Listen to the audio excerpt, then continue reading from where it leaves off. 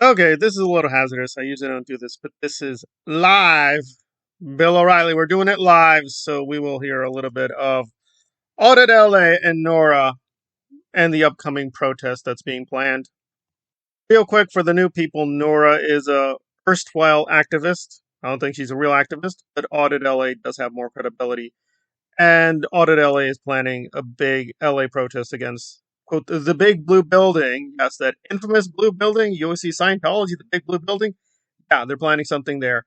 So let us hear them both discourse over the planned protest. Magic wand that I could or even would deprive anybody of their First Amendment right, whether or not how I feel. I'm not.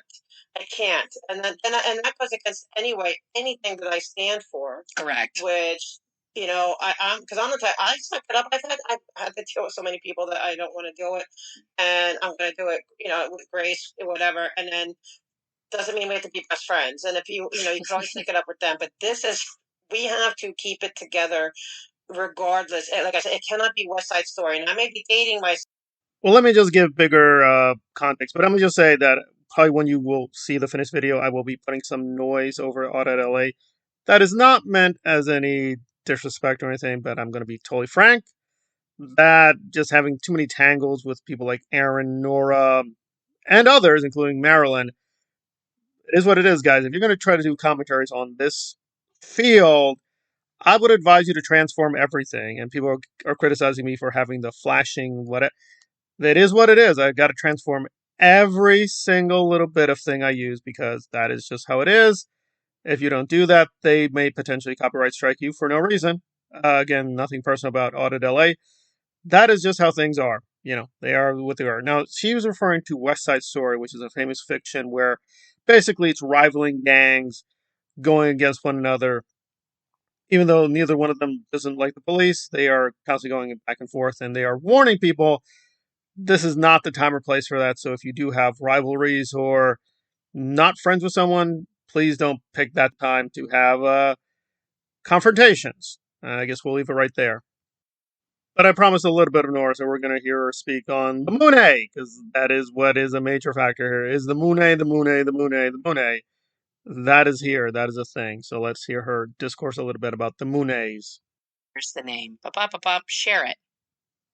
Copy. I'm going to send it to. It doesn't matter which one you go to, if it's the Oh No Nora one, which is now technically my personal one, or the business profile that I created. It all goes to the same place.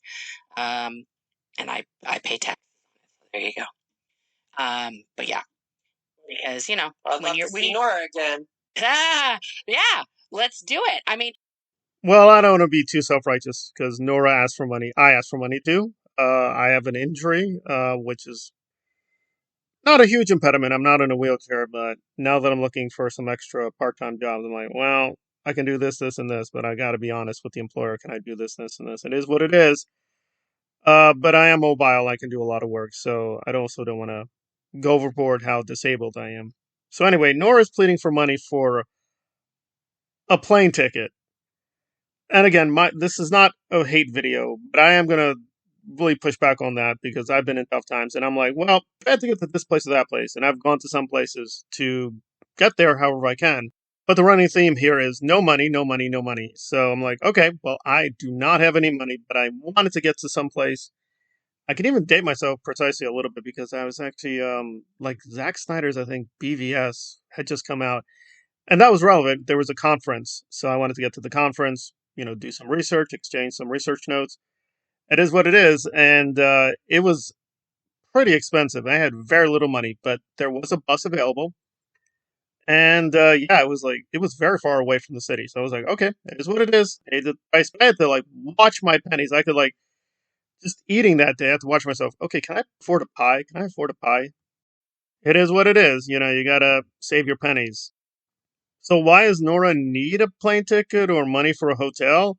I understand what they're saying, but I would have to push back here in the narrative because the problem is only a year ago there was a lot less rancor and a lot less anger, and it's hard for me to believe, but Nora was actually popular with a lot of people in LA.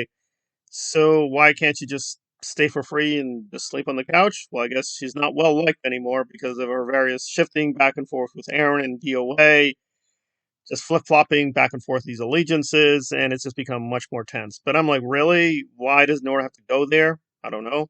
Why should go there through a plane ticket? She doesn't work. She doesn't have a 9 to 5, right? I wish I had a 9 to 5 in a full-time 40 hours. That seems like a long era long ago. I can remember growing up as a kid. People just, yeah, 35 to 40 hours. That's a normal job. That's very rare now.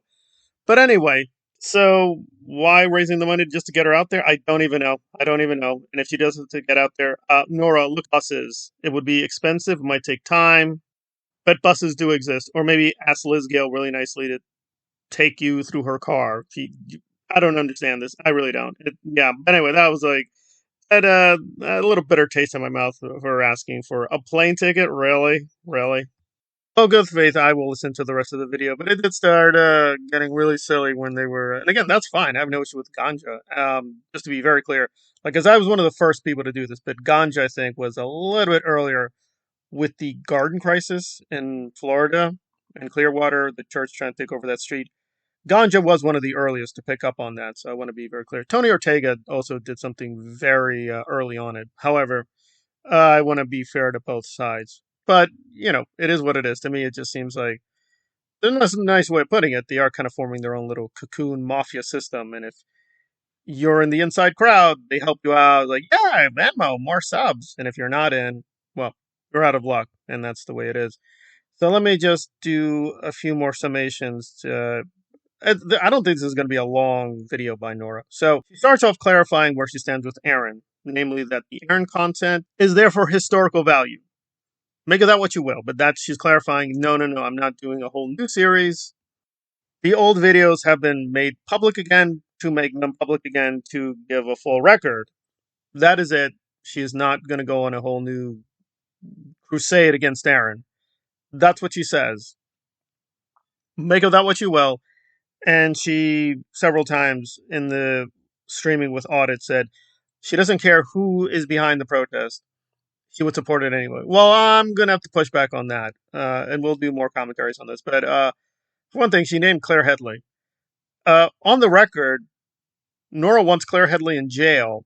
How would Claire Headley coordinate this protest via behind bars in jail? How would that work out exactly? Obviously, if Claire was in jail, she wouldn't be able to do the protest. So this sudden love of Claire seems frankly phony, but that is what she's saying. Even if Claire was behind this, I would put up with the disgust in my body and let Claire do the protest. I'm glad that Nora has learned tolerance for the First Amendment. It took 40 plus years, but we were finally there. Yeah, we're progressing slowly. But again, as much as I'm being snarky, it does seem like for what it is, it's fine. It will happen on Father's Day.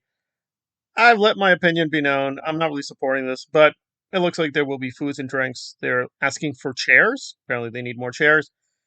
And I do think the streamers, you can be very mixed on them, as I am, but they have shown that the city of LA is bending over backwards for the official church all the time. Scientology wants something as the official church. They usually get it. Whether or not they're owed it or they're entitled, they will get it. I think monopolies are just dangerous, period. So them having a kind of this political monopoly is not good. And if Audit LA and Ganja and the others are challenging that, that's good. But, two things can be true, that the Scientology people are kind of gaming the system for their benefit. And, Nora's not much different. Admittedly, it's not a $4 billion scam. It's more like, maybe $2,000, $3,000 at the end of the day with the IRS. But it is a little bit of a scam shell game she pushes. But there we go. I will do more commentaries on this, but that is the basic gist of the first 30 or so minutes. Thank you for listening. I will be back with you later. Thank you very much.